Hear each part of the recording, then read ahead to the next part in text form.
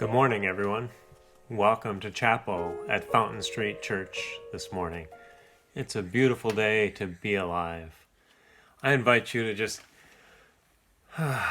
take a deep breath. Breathe in the gift of life today, the gift of being gathered here together with one another. Our promise here at Fountain Street Chapel is that you can create the life of deeper meaning and greater value your heart desires. Help is available. It will take practice. I don't know about you, but my week has been kind of up and down this week, from feeling good to being anxious to feeling hopeful to being fearful and everything in between. And it's always so good to connect with others, to share those feelings. And I always come out of those moments feeling better. And so I was really excited this week when I got what you're about to see. Videos from Amy Miller and Sue McMaster, who are in Vietnam. And they have been, I guess what I would call pleasantly stranded there for the past month. So hear this greeting from our friends who are not with us, who are on the other side of the globe. And following their words to us, we'll sing with our chapel band a familiar song.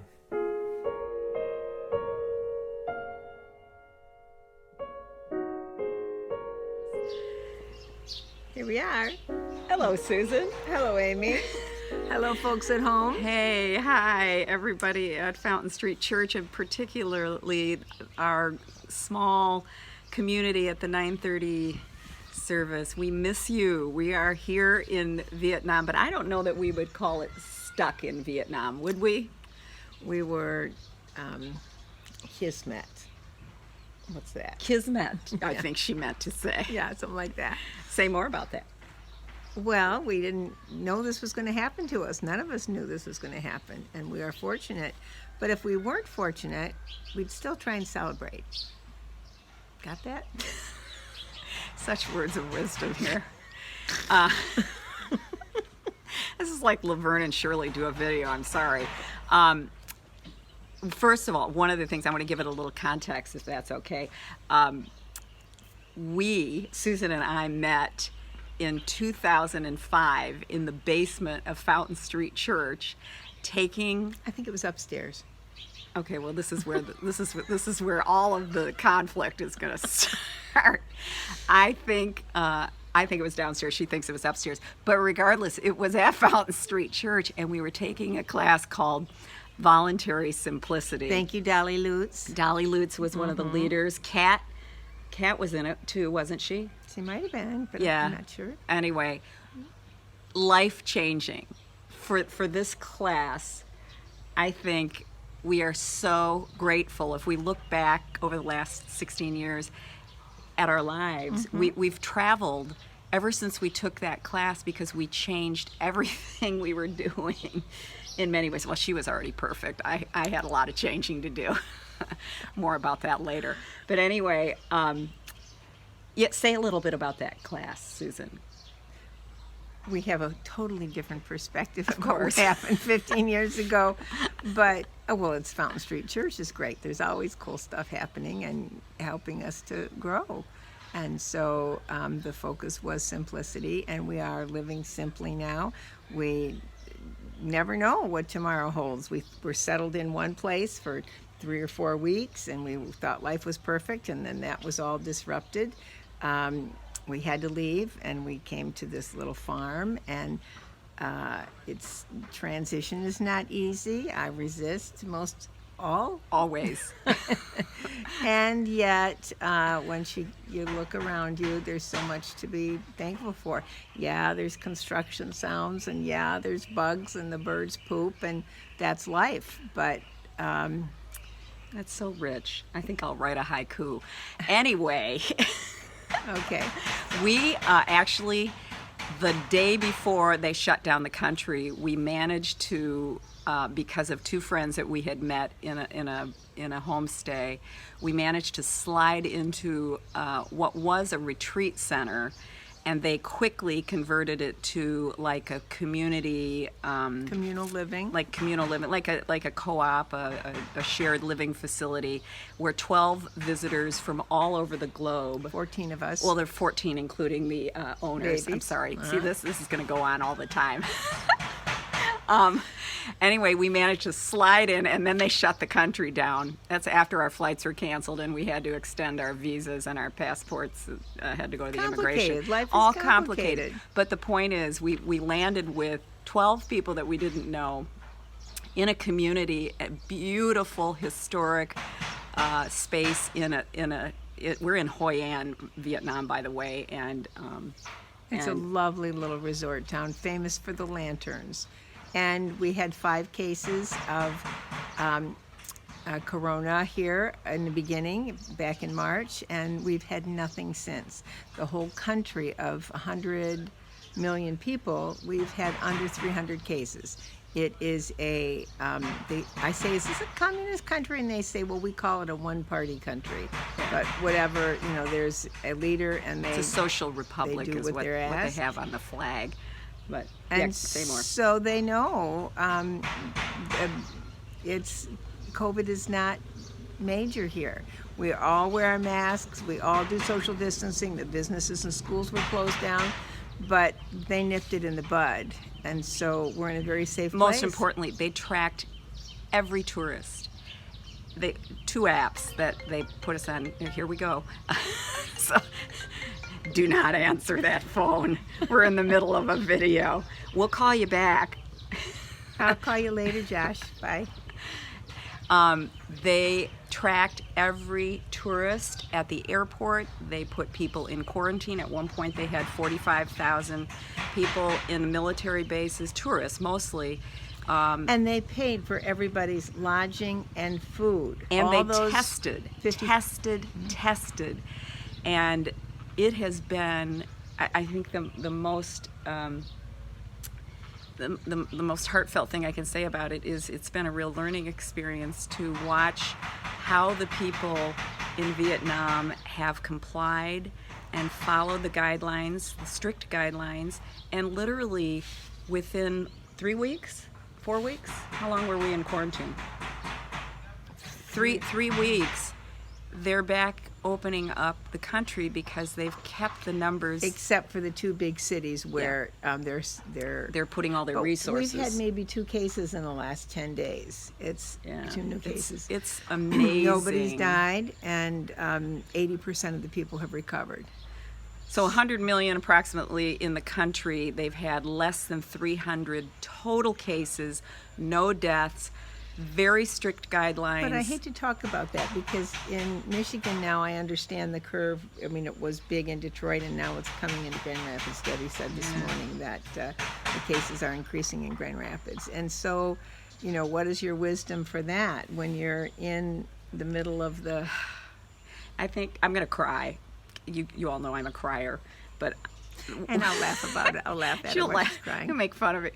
I think one of the biggest challenges for us being here is watching how the people in our country are responding. Now I'm not saying everybody, I'm not lumping everybody, but I think the numbers are a clear indication. I mean, we are Something's going wrong. number one in the world in the number of corona cases. We're over 1 million cases now. In the We're a US? third of the entire world population. I think the hardest thing for me is how vulnerable the citizens of the United States are. Yeah, we know when we get home, a lot of our loved ones who were older and had lung conditions are not going to be there. I mean, I don't know how long we're here. We could be here for a year. We're not going to be here a year. We don't know. But we could come home now. But here we have freedom. We can't now. And We don't air. have our visas yet.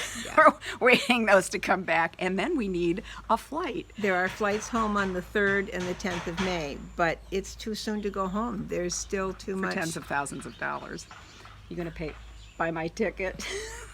Anyway, We don't know. we love you all, and We don't know what the future holds here or there either. And for me, I think the key has been to try and maintain a sense of humor and open to each day I don't know what's going to happen. Everybody says, well, what are you going to do? Well, we can't know.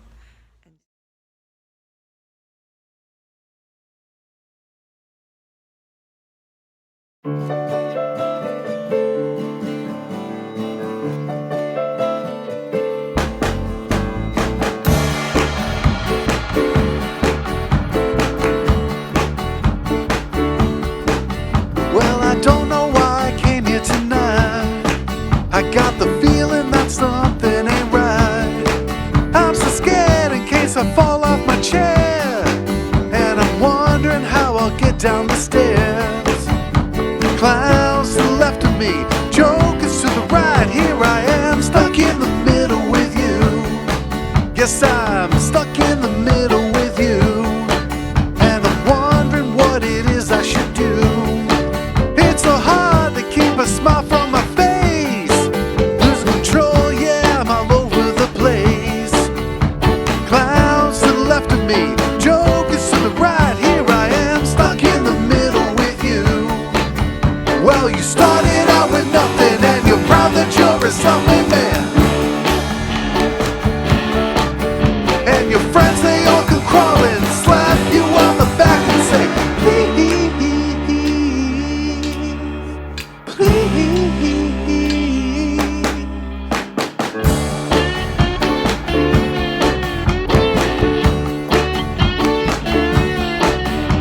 Trying to make some sense of it all, but I can see that it makes no sense at all. Is it cool to go to sleep on the floor? I don't think that I can take anymore. Clowns to the left of me, jokers to the right. Here I am, stuck in the middle with you.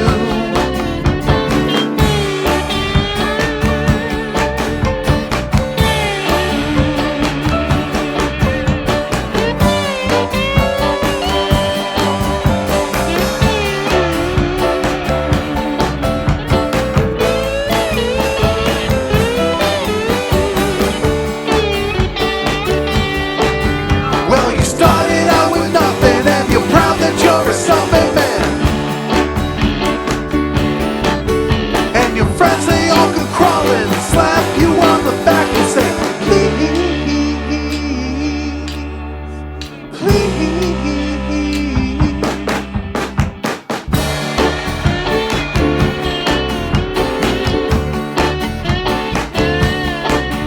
Well, I don't know why I came here tonight.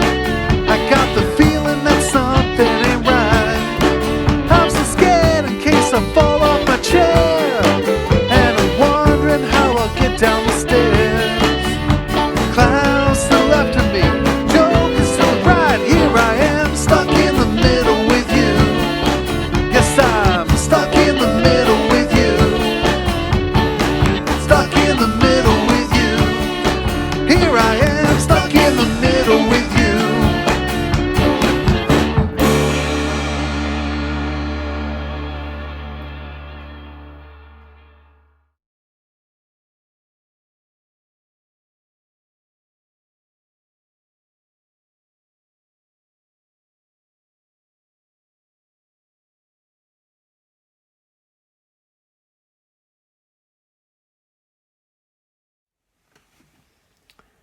Once again, thank you to our chapel band. It's good to sing an oldie but goodie, a chapel standard that we know so well. I hope you are up and singing and dancing.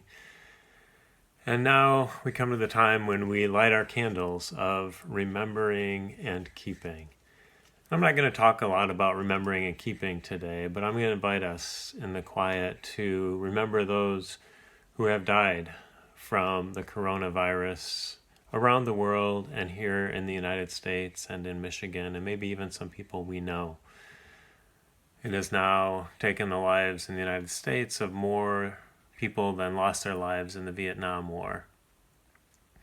So we remember them, and we also hold those who are struggling with it right now.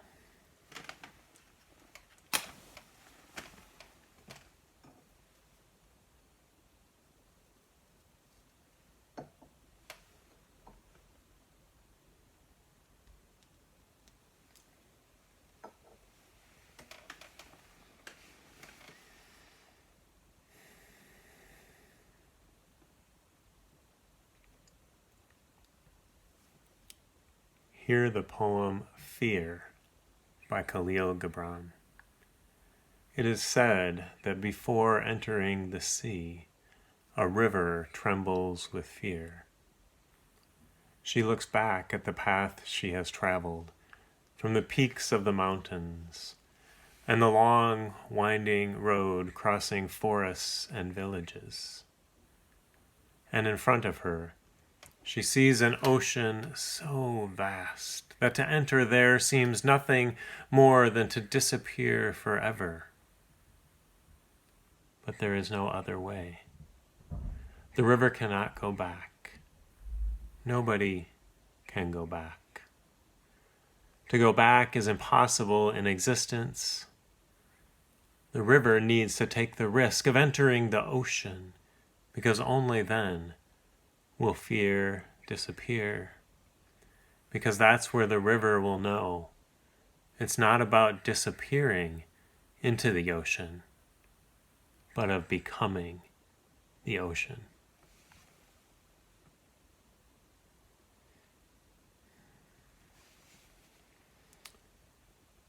Meredith Bradley is going to offer our time of meditation now, so I invite you to take a seat that is comfortable for you.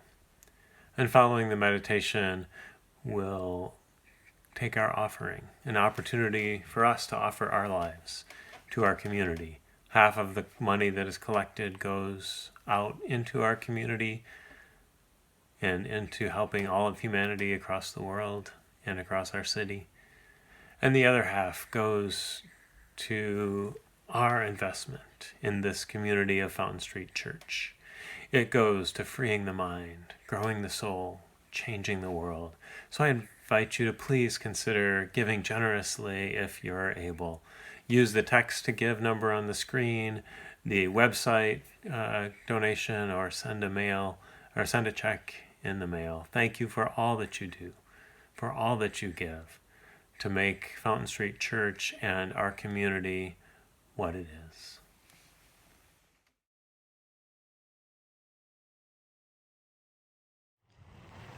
So I'm out for my morning walk. Wanted to get it in before the rain came this afternoon. And I'm here very close to where my apartment is by a beautiful little pond. I'm planning on getting to know this area very well by the time this time of isolation is over with. There's a lot of turtles out here this morning, sitting on the branches, and wonder what they're talking about.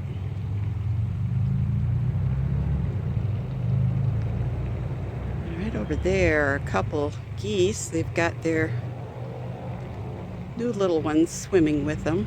Kind of hard to see.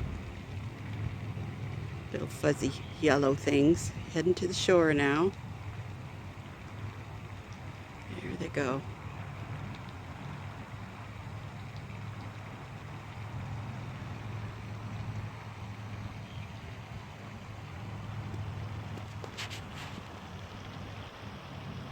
It's really quite a beautiful morning. I love the reflection of the light on the pond and the reflection of the trees.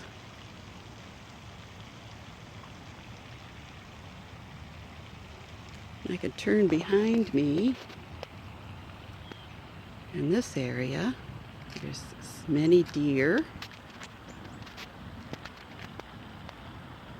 And they're munching on some new tender green shoots. Please excuse my shaky hand. Yesterday when I was here, there were probably about a dozen deer back in here.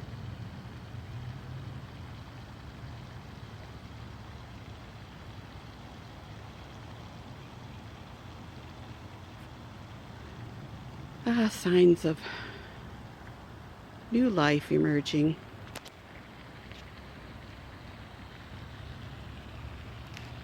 In the midst of all the uncertainty.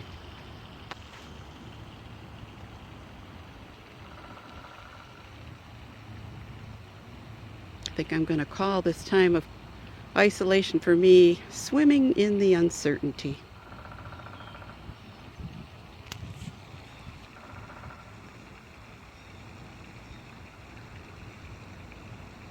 Swimming into that space the Buddhists refer to as don't know mind, which they tell us is a place of deep intimacy. Intimacy. Into me see.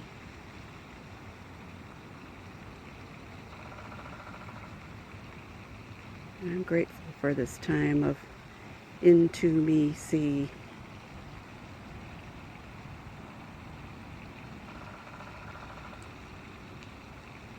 Hear the woodpecker working on the trees next to me here.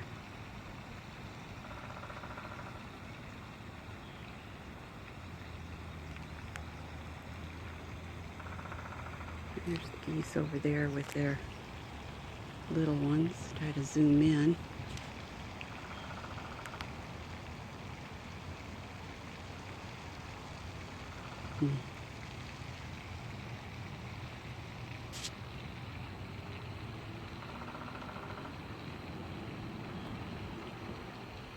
So we can breathe in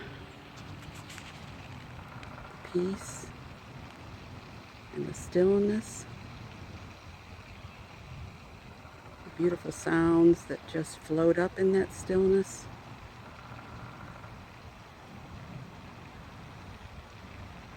Breathe into this moment.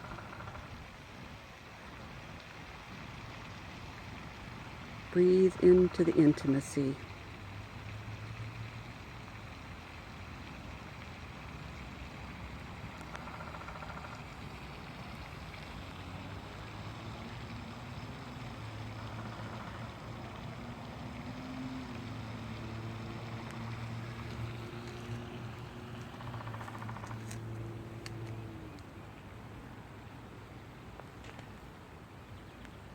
Hello there, little one.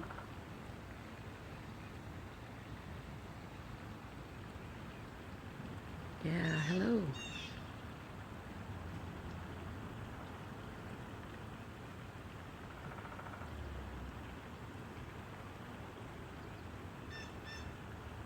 Breathing in peace.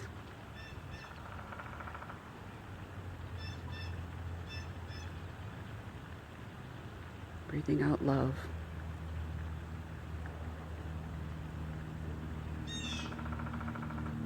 May it be so.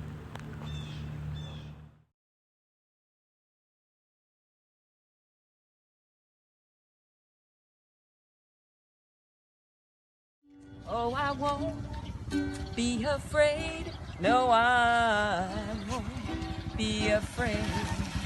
Just as long as you stand by me. Come on. Whenever you're in trouble, you can stand by me. Whoa, whoa, whoa, stand by me. Oh, darling, woo, lettuce, won't you stand by me?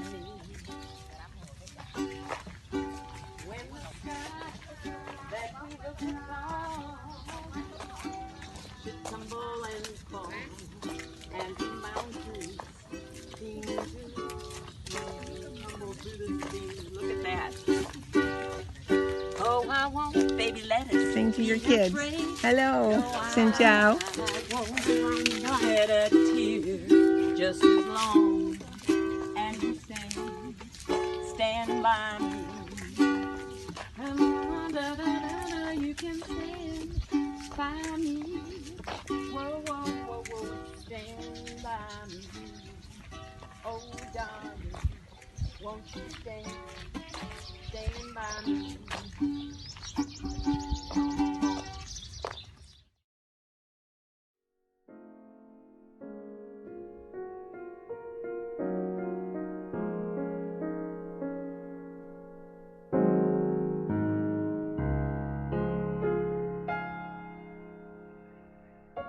So this morning we're going to focus on life in this time, what we've looked at as being kind of in a cocoon. And and the sense of anticipation and stuckness and uncertainty. And also we're going to try an experiment. These whole past 6 weeks feel like an experiment in chapel. And I'm so grateful for all of your participation in that, involvement in that. And then we have folks from our chapel spiritual leadership team here. And last week in a meeting, we said, hey, let's get more voices involved. And they were willing to be our guinea pigs for this process. So we're going to discuss this theme today. And we have with us Todd Johnson, Meredith Bradley, Ken Porter, Jennifer and John Willette, and Teresa. And Teresa, I've never been sure how to pronounce your last name. So you're going to kick us off here. So if you want to tell us how to pronounce it, or you can just be Teresa Z. That's usually how I go, because there's a whole long story, but family says Zbiciak for the most part, or not sometimes. But yeah, so we have just gotten through a long Lenten season where traditionally the idea is that we are preparing the ground, we are getting ready, and springtime is this time of rebirth and emergence, and the things that have been percolating and waiting burst forth like a flower, like a crocus. But right now we're still stuck inside, and we're still waiting, we're still expecting, we still don't know. And I think that a lot of people in harmony with the season are very urgently feeling the need to get out, connect with other people, reopen the economy without having any of the things that we need in place to do so safely. So we wanted to talk about, where are we in terms of that uncertainty and that disjointedness between where we are in relationship to the seasons and where we are in relationship to the pandemic. The Joanna Macy quote that rang to me in this moment is, the most radical thing any of us can do at this time is to be fully present to what is happening in the world. And she said that in 2006, but I mean, it feels very resonant for right now, that radical act of being present. And it, it also reminds me of like that, if you're in the future, if you're in the past, you're kind of in a suffering mode. But I think to be fully present to what is to be fully present to, I don't know, a lot of the anxiety has waned, I think, in after 30 days, you develop a new habit, right? So we've kind of all developed our quarantine habits. And so they all sort of started to feel a little bit normal. The sun's out, so we don't feel quite so forlorn. But still there's this mushiness of what is going to come out on the other side, and what are we right now? Yeah, I find it comes in waves, my anxiety and my fears. And then also lately that they're contradictory ones. So I fear that we won't get back to normal. And I fear that we will go back to normal. I want us to be something better than normal, but yeah. I want some normalcy, or I fear the people who think this is a conspiracy. But then sometimes I fear that there's a piece of it that's a conspiracy to dominate and control us more. Just some of these weird, and not all fears are rational, right? That's part of why they're fears.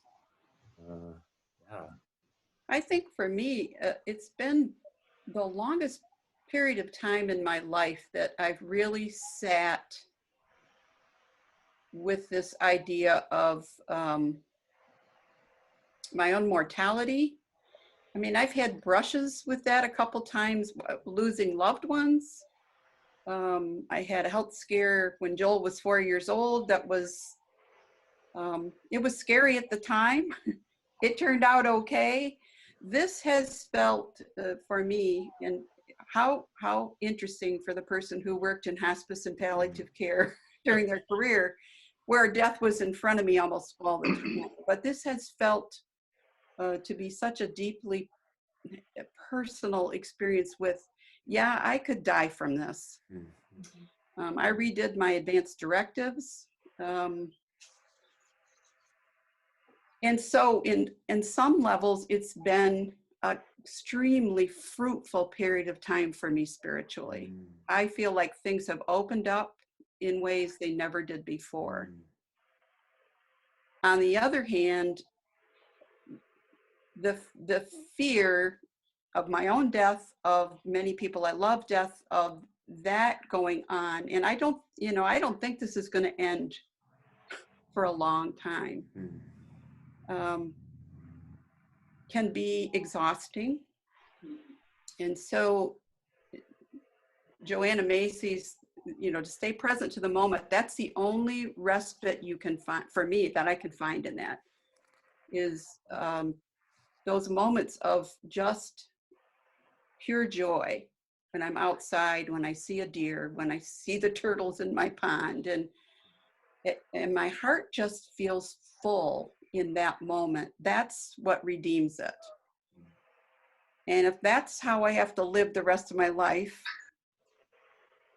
I don't know, maybe that's not so bad. Well, there's that moral weight of also, I mean, there's that I might die, but there's also like I might cause somebody else's death without knowing it. Every time I go out, that's a concern. Yeah, Jennifer, what were you gonna say? I think I certainly have been enjoying and the small things, seeing the deer. I haven't seen turtles, but that would bring me joy. But just, we have slowed down so much that we're seeing things that we, just rush past before. I've been walking and walking and walking in our neighborhood, and we've lived in this neighborhood for 6 years, and I see something new every day, and it's like I've walked up and down the street a million times, and I've never seen that house before or whatever. So I think it's just made me much more aware of the small things that bring me joy. And I want to get back a little bit to what Todd and John were talking about. Our lives being, Todd, you said, 3 months from now, not a whole lot is going to change in your life. You'll be able to see your grandkids, which will be great. And John and I, are kind of in the same boat. But I think that speaks extremely loudly to our privilege. Yes. And I think there are so many people that,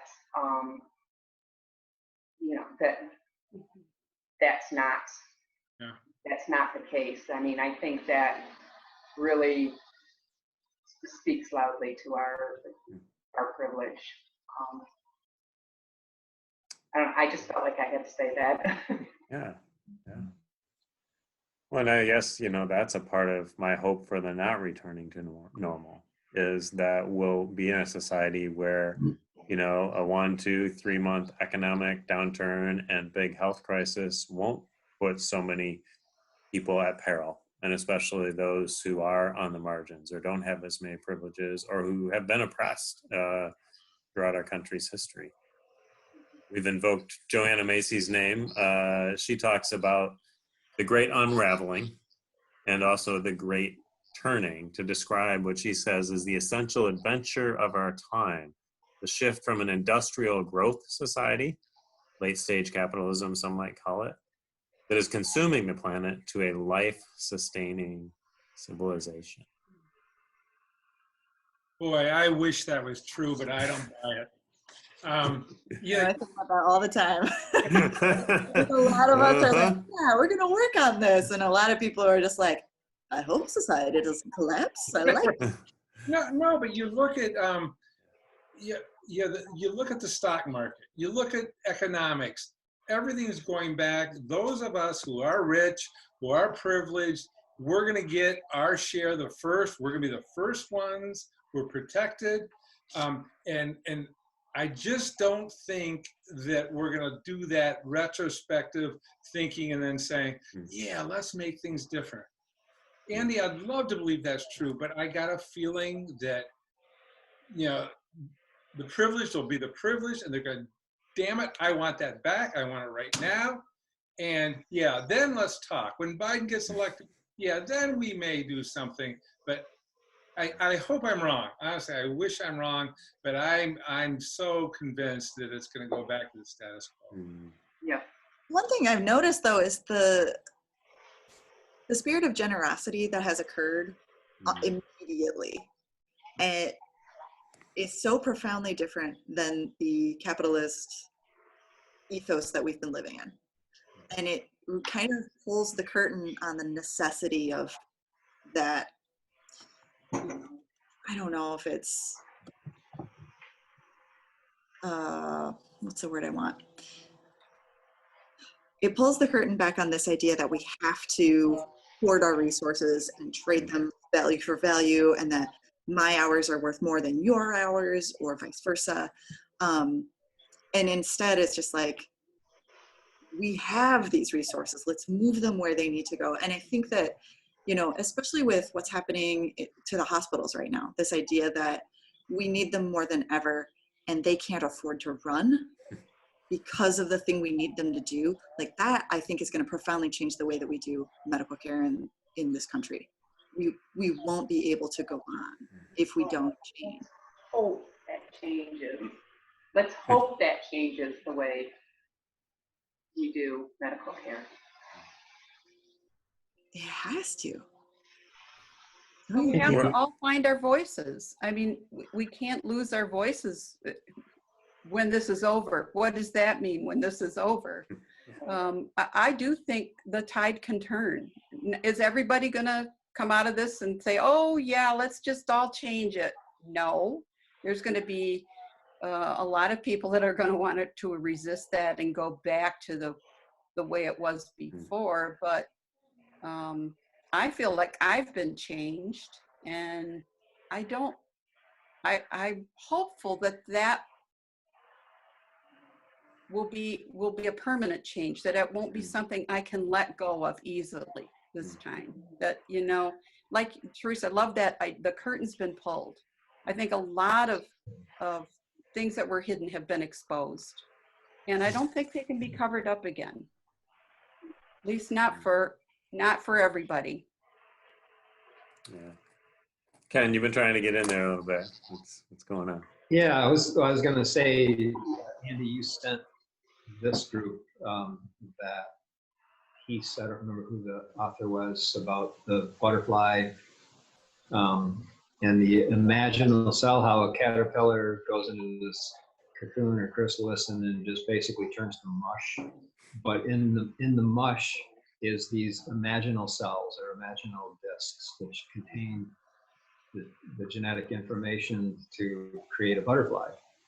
And I just love that imagery. And I don't know what kind of butterfly is going to hatch out of this shelter-in-place cocoon that we're in. And, you know, it could be business as usual, or it could be radically different, or it could be both, some, you know, to different extents. But we already have, I mean, suddenly overnight, we have universal basic income. I mean, it just happened. Not that it's, you know, not that it's being planned to be permanent, but look, we have it, you know, like that's pretty amazing that it just happened out of this chaos. Yeah. When you say that, say the mush part, I'm comforted because I felt like mush the last 2 days. And like, if it's okay that I just let myself go to mush in hopes that those imaginal cells will create something better and more beautiful and different, that feels hopeful to me. That discussion of the caterpillar turning into the butterfly and that opportunity and potential really sparkled for me. And there's some science in there that wasn't mentioned, but I just find so evocative, which is scientists have trained caterpillars. They have taught caterpillars things. And even though they go through that chrysalis stage, and even though they turn to mush, the butterfly remembers what it learned when it was a caterpillar. Ooh. And I think that is really, really it's one of those both and kind of things, because in some ways it's really powerful to imagine we could individually and collectively come out the other side of this and be something quite a bit different, and also remember what we were and remember how things were. And that seems, you know, if you completely forget what used to be, you're in danger of just falling back into old patterns, you know. So I just found that very evocative to imagine that we can become butterflies and remember our lives as caterpillars. You guys are more, okay, I'm gonna be the contrary. You guys are much more positive and optimistic than I am. To me, it feels like we're in the midst of this spiritual crisis. All the things that I do or have done, the meditating, the journaling, praying, being together with people, all that stuff no longer works as well as it did before. I do that, and then I go, oh, now I'm going to feel good. Now I'm going to do some reading. Now I'm going to do that. But it always comes up short right now. And I think that it's something in me, I'm not going to put it on you guys, in me where I want more. I need a divine right now. I need something that I've never had in my life to hold on to me. And that's the terror, that's the weakness, that's the vulnerability that you were talking about when we talked about this topic. There's something hollow inside, really at the core of us, that all the past strategies I've used just don't work anymore, and it pisses me off. I now need something more, something deeper. I mean, and that's the challenge, because I like it, because I think it's going to force me to become a more spiritual person, but yet I'm at lost, and I get angry, and I don't know what to do with that. Can you help me here? So, just some thoughts. Something new is emerging for you in the midst of this. It's very uncomfortable. Right, yeah. It's painful. It's angry. It's a lot of stuff that the old ways you used to deal with that or make that go away aren't working anymore. So our image of being in a cocoon and turning to mush, maybe that's what your turning to mush is. The loneliness of that is very difficult, I think, right now in this time, because we are isolated. And even though I'm retired and I live alone all the time, the quality of that has felt very different in this, because it's forced on me. It's not a choice I'm making. It's something that's put upon me. So I don't know if that helps. You know, I don't think there's an easy way around it, Todd, other than to really sit with that anger or grief. There's a lot of grief work that needs to be done for all of us, I think, for the planet. Well, and there's also just that uncertainty, right? I mean, like, there's all the stuff that you talked about going into the cocoon, but mush might just frickin' stay mush. Like, am I going to become a butterfly, or what's the future? Or like, I don't know. Yeah. No, I see a light out there that I've never seen before. I see something drawing me out of here that is, that's why I say divine. There's something out there that is pulling me outside, making me look at Jennifer, when you're talking about taking that walk. I am seeing things I never saw before. And it's saying, God damn it, wake up. Wake up. Here I am. I'm waiting for you. Todd, quite honestly, I hope more people feel like you feel, because that's what's going to make things change in my mind. If people are just, okay, we're going to get through this, and I'm going to be the same Jennifer I was on February 2nd. I don't know why I picked every word. Sucking. So weird. Isn't that Groundhog Day? Groundhog Day. Yeah. Yeah. Groundhog Day. Here we Okay. are. That was just weird. But anyway, I mean, we want people to change. I mean, we want people to be drawn to something different, because I don't think any of the 7 of us here want things to go back to normal. Mhm. And the most powerful moment, and I just heard this today in a talk I listened to, with mindfulness, is that moment you're aware you got lost in your thought. Ken, correct me if I'm wrong. Because you're an expert at this meditating stuff. So that moment of waking up, staying with that moment, present to that moment, is the most powerful thing. And you have to do it again and again and again and again. Does that help? I don't know. It helped me when I heard that today, because it's like, oh, wow, yeah, I am getting a few more of those moments where I go like, oh, that light that's calling you, that, wow, what, pay attention, pay attention. Help is And I think- available. It will take practice. Yes. Help is available. It will take. And I think that it's, whenever the physical distancing is lifted and businesses start to open up again, and it's not like it's going to be a whole different world and things are going to change, immediately. It's going to take a really long time, and we're just kind of planting the seeds right now. It makes me think when I was very young and got to stay up for my first New Year's Eve, and people talked about New Year's Eve and, oh, there's all this fun, and you make noise and pound pots and pans and do all that. And I remember being thoroughly disappointed because it was like, well, nothing changed.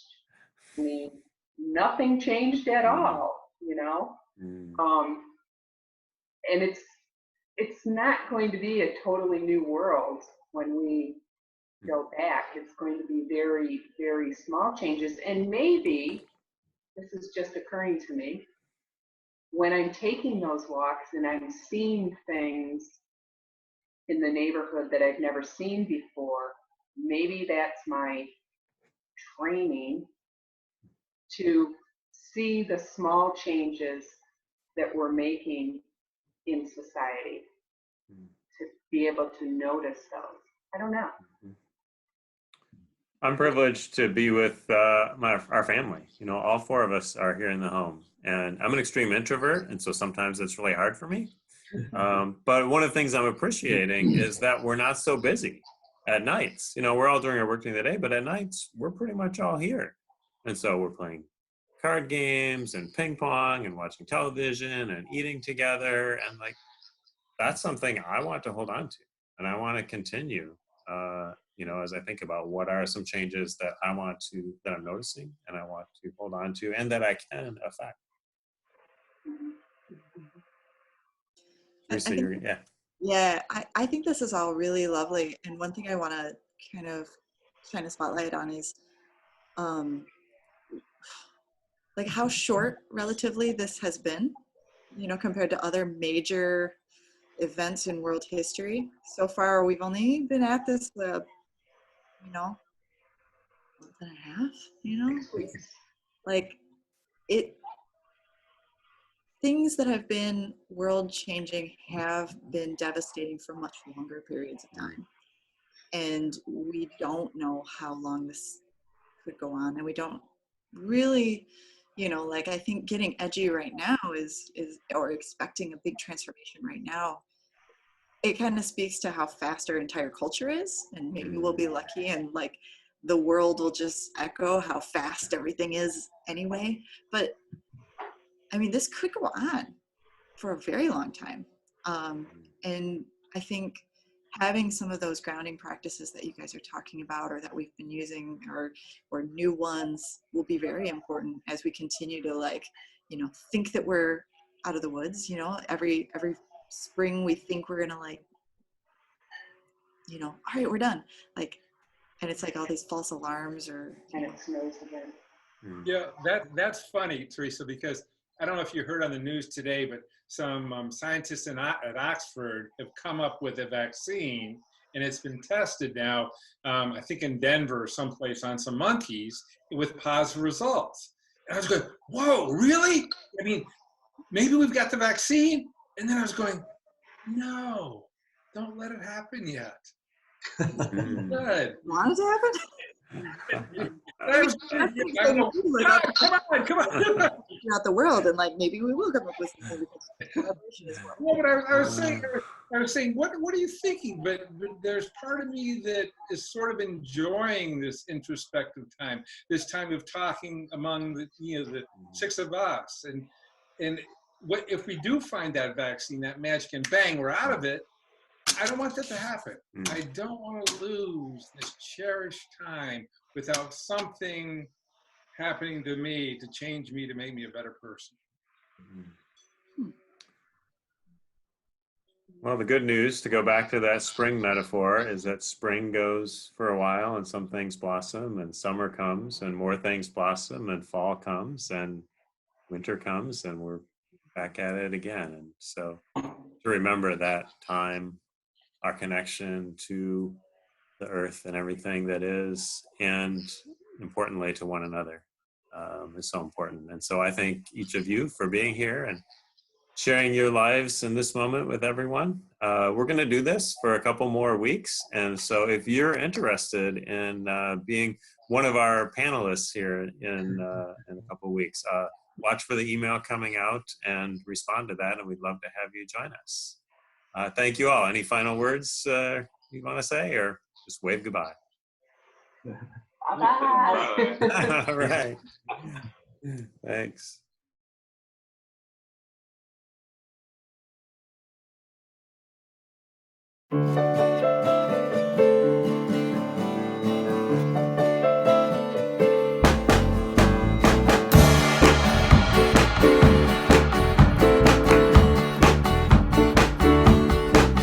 Well, I don't know why I came here tonight.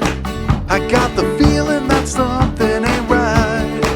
I'm so scared in case I fall off my chair, and I'm wondering how I'll get down the stairs.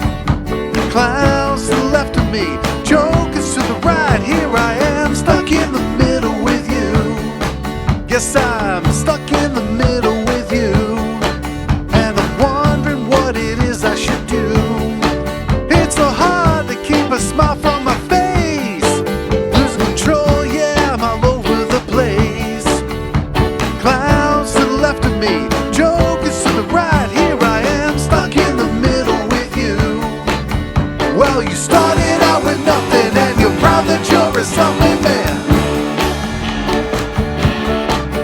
And your friends, they all come crawling, slap you on the back and say, please,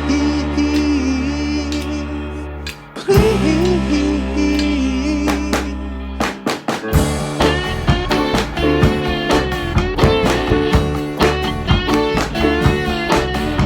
Trying to make some sense of it all, but I can see that it makes no sense at all.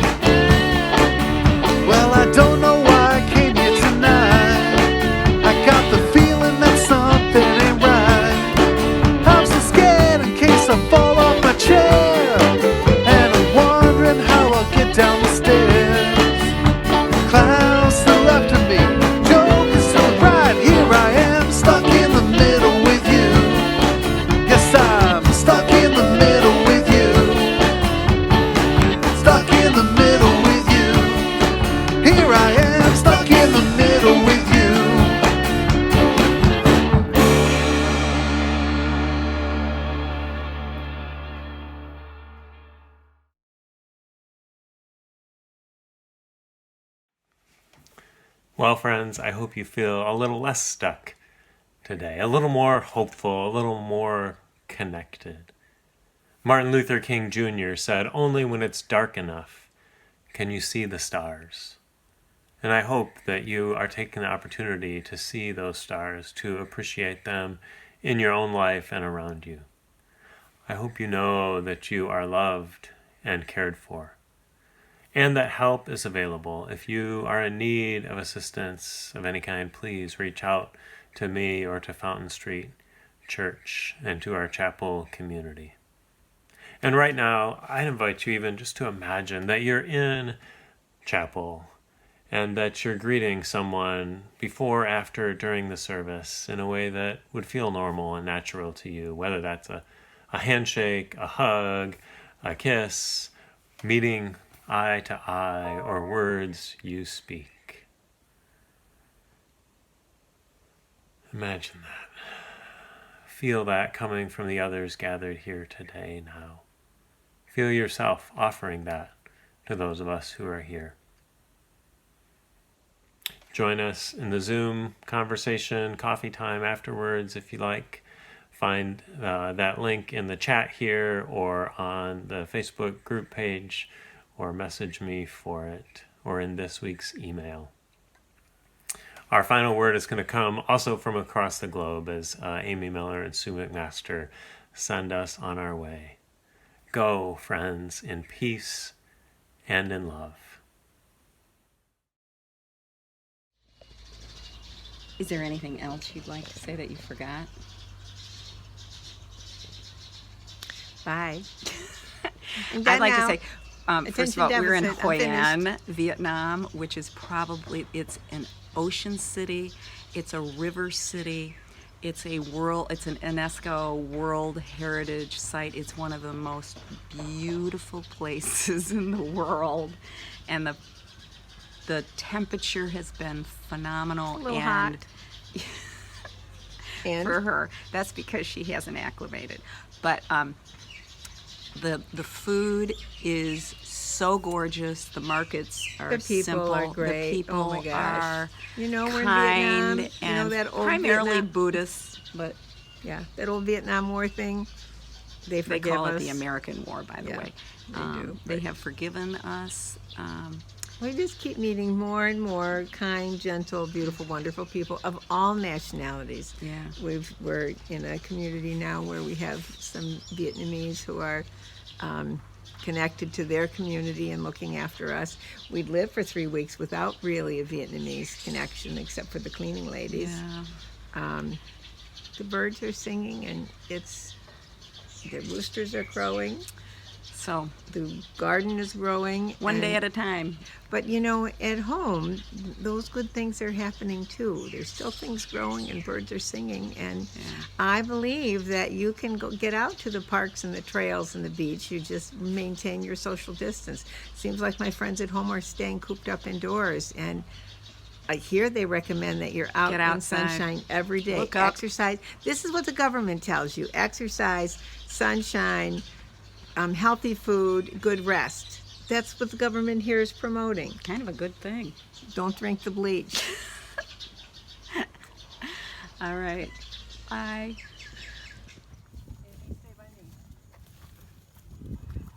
Buffalo gal, won't you come out tonight? Come out tonight. Come out tonight. Buffalo gal, won't you come out tonight and dance by the light of the moon? How's that for flying a kite in the land of the buffalo? Wow, look at that.